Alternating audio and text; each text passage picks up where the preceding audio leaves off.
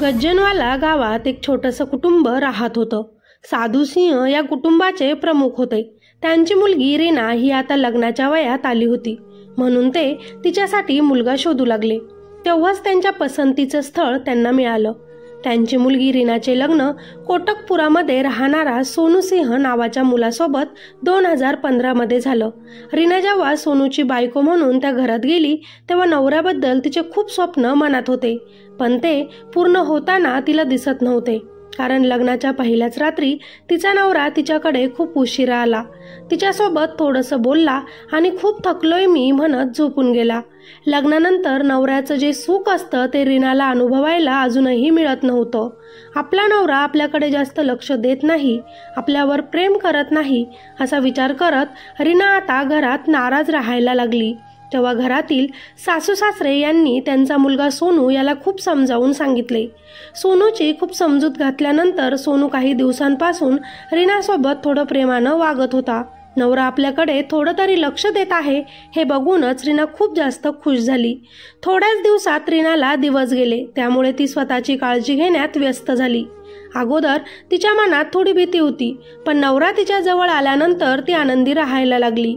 लग्नानंतर आता तिला एक मुलगा देखील झाला. रीना आई झाली होती, पण या काही महिन्यांमध्ये रीनाला परत आपल्या नवऱ्याची कमतरता भासू लागली होती. नवरा परत पहिल्यासारखंच राहायला लागला. रीनाला समजत नव्हतं की आपला नवरा असा का वागत आहे. त्याचं बाहेर कुणा दुसऱ्या मुलीवर प्रेम तर नसेल ना, किंवा आपल्याकडूनच काही चुकत आहे का, असे प्रश्नही तिला पडत. ती आपल्या नवऱ्यासोबत बोलण्याचा बराच प्रयत्न करत, परंतु तिचा नवरा सोनू तिच्या प्रश्नांना उत्तर द्यायचं टाळत.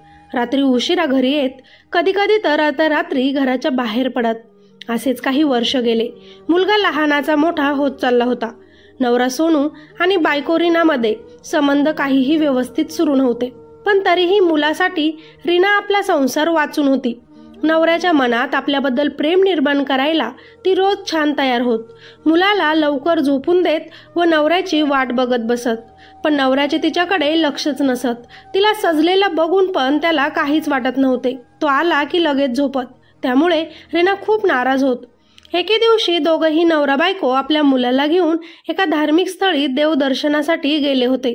त्यांच्यासोबत कोटकपुरा येथीलच अनमोल उर्फ जगविंदर सिंग नावाचा तरुणही गेला होता, जो सोनूचा खूप जवळचा मित्र होता, ज्याला रीना देखील ओळखत होती, कारण त्याचं घरी नेहमीच येणं जाणं होतं.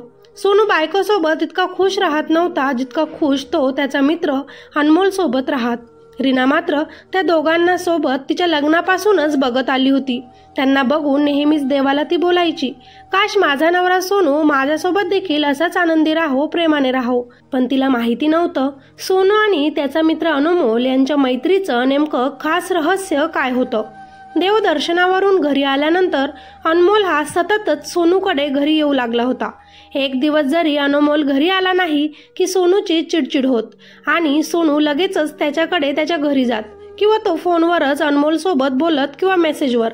रीनाला मात्र प्रश्न पडायचा की आपला नवरा आपल्याला इतकं महत्त्व देत नाही जितकं महत्त्व तो आपल्या मित्राला देत असतो.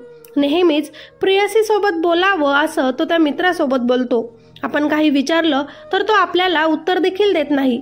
आई बाबांच्या सांगण्यावरून तो आपल्याला मूल व्हावं म्हणून तेव्हाच आपल्या जवळ आला होता. त्याच्यानंतर आम्हा नवरा बायकोत कसलंही नातं नाही. सोनू असं का करतो तिला समजत नव्हते. ती आपल्या नंदेजवळ देखील हे बोलली होती, पण ते दोघं लहानपणापासूनच चांगले मित्र आहेत वहिनी, असेच तिला त्या घरातून ऐकायला येत. परंतु स्त्रीला घरात सगळं काही मिळालं पण पती सुखच मिळत नसेल तर ती स्त्री त्या घरात खुश राहत नाही. तिनं आपल्यासोबत घडणाऱ्या या गोष्टींबद्दल आपल्या माहेरी देखील चर्चा केली होती, परंतु लग्न झाल्यानंतर सासर, आपला नवरा, आपलं मूल हेच मुलीचं खरं आयुष्य असतं असं तिला समजवण्यात आलं. तू त्याला वेळ दे, त्याच्यासोबत नीट बोल, त्याच्यासोबत प्रेमानं वाग, तुझा नवरा सोनू नक्कीच तुला समजून घेईल असंही तिला समजून सांगितलं. म्हणूनच रीना सासरच्या सगळ्यांना समजून घेण्याचाच प्रयत्न करत होती, खास करून आपल्या नवऱ्याला. पण एक दिवस तिने असं काही बघितलं की तिला धक्का बसला. एक दिवस जेव्हा सोनू मोबाईल विसरला तेव्हा आपल्या नवऱ्याचं खरंच बाहेर काही आहे का बघण्यासाठी रीना त्याचा मोबाईल चेक करू लागली. तिच्यासमोर जी चॅट होती ती वाचून तिला विश्वास बसेना. ती घाईतच नवऱ्याचा फोन त्याला द्यायला व जाब विचारायला सोनूकडे गेली. पण तिथे गेल्यानंतर तिच्याच डोळ्यांवर विश्वास बसत नव्हता. आयुष्य कुठेतरी थांबलंय असं तिला वाटू लागलं.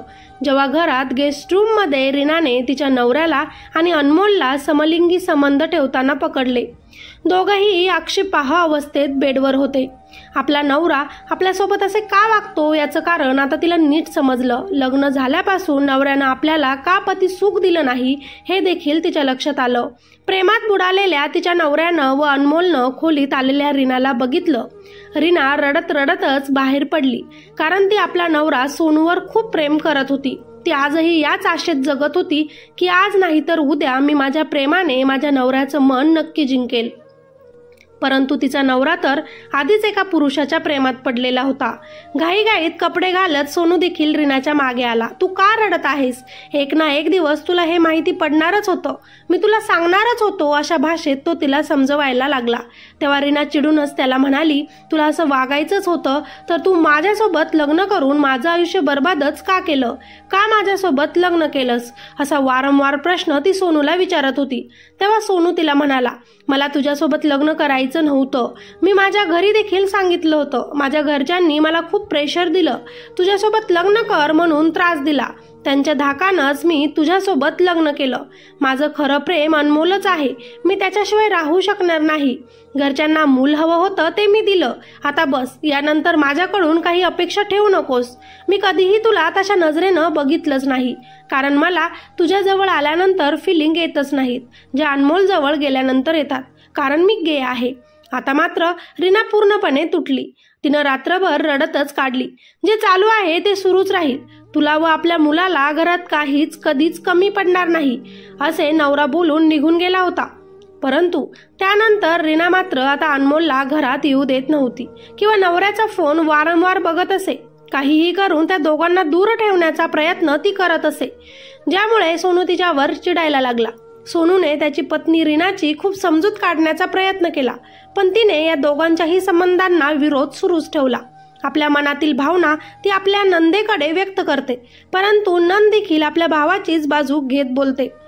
आपल्या वहिनीला साथ देण्याऐवजी तिनं आपल्या भावाचीच साथ दिली. घरात कोणीच आता रीनाला समजून घेत नव्हतं. या सगळ्या गोष्टी तिनं आपल्या माहेरी देखील सांगितल्या. माहेरच्या लोकांना ही धक्काच बसला. आपल्या मुलीचं कल्याण व्हावं, तिनं सुखी संसार करावा यासाठीच त्या वडिलांनी तिचं लग्न त्या मुलासोबत केलं होतं. पण आज आपली मुलगी दुःखी आहे हे बघून ते वडील सुद्धा दुःखी होते. आता माहेरचे लोक सासरी येतील, काही करतील याच्या अगोदरच रीनावर घर सोडण्यासाठी दबाव टाकण्यात सुरुवात केली होती. 35 वर्षांची रीना आपलं घर सोडून आपल्या मुलाला सोडून कसं एकटं राहू शकते असा विचार करू लागली. या लोकांनी आपल्याला फसवलं असंही मनोमन तिचा विचार येऊ लागला. यांनी फक्त आपल्या घराचा वंश पुढे न्यावा यासाठीच आपला वापर केला असावा असा देखील ती विचार करत असावी. आपल्या नवऱ्याला बराच वेळा समजावलं, पण तो ऐकत नाही.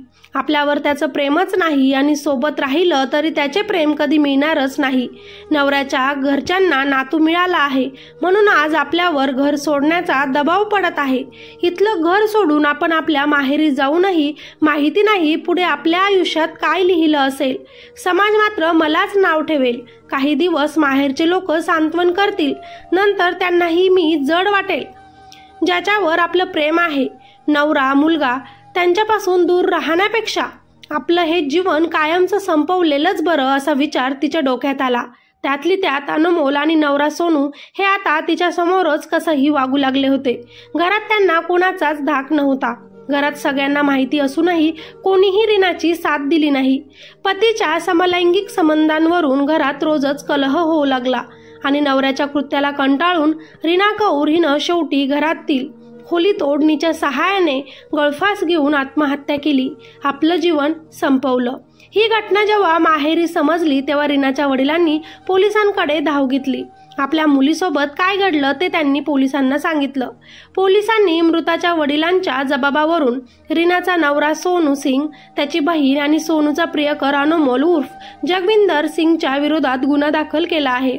पंजाबमधील कोटकपुरा शहरात 31 डिसेंबर 2024 रोजी ही एक धक्कादायक घटना घडली आहे. या गोष्टीतून आपण काय शिकावं मला तुम्हीच खाली कॉमेंटमध्ये सांगा. मी फक्त एक सांगू शकते, कुणाचं आयुष्य बर्बाद करायचा हक्क कुणालाच देवाने दिला नाही. तुम्ही दुसऱ्या कुणावर प्रेम करत असाल तर तुम्ही लग्न करून त्या मुलीचं आयुष्य बर्बाद करू शकत नाही. तुमच्या घरच्यांच्या दबावाखाली तुम्ही लोकांच्या लेकराचं आयुष्य बर्बाद करणं योग्य आहे का? असे फसवून कुणासोबत लग्न करू नका, नाहीतर आयुष्यात कर्म फिरून येत असते हे विसरू नका. आत्महत्या करणे हा शेवटचाच पर्याय कधीच नसतो. एक कळकळीची विनंती आहे, तुम्ही कुणासोबत तरी व्यक्त व्हा. समोरची व्यक्ती समजून घ्यायला तयार नसेल तर सरळ तिच्यापासून दूर व्हा आणि तुमचं आयुष्य नव्यानं जगायला सुरू करा. आयुष्य खूप सुंदर आहे, फक्त जगता आलं पाहिजे. त्या व्यक्तीला तुमची कदर नाही म्हणून तुमचं जीवन संपवणं चुकीचं आहे. ज्यांना तुमची कदर आहे त्यांच्यासाठी जगा. तुमच्याही आयुष्यात काहीतरी चांगलं नक्कीच देवाने लिहून ठेवलेलं असेल यावर विश्वास ठेवून असे चुकीचे निर्णय घेणं तुम्ही बंद करा. बाकी तुम्हाला काय वाटतं खाली मला कॉमेंट करून सांगायला विसरू नका. या कथेला लाईक करा आणि अजूनही आपल्या चॅनलला तुम्ही सबस्क्राईब केलेलं नसेल तर चला लगेचच सबस्क्राईब करा. धन्यवाद.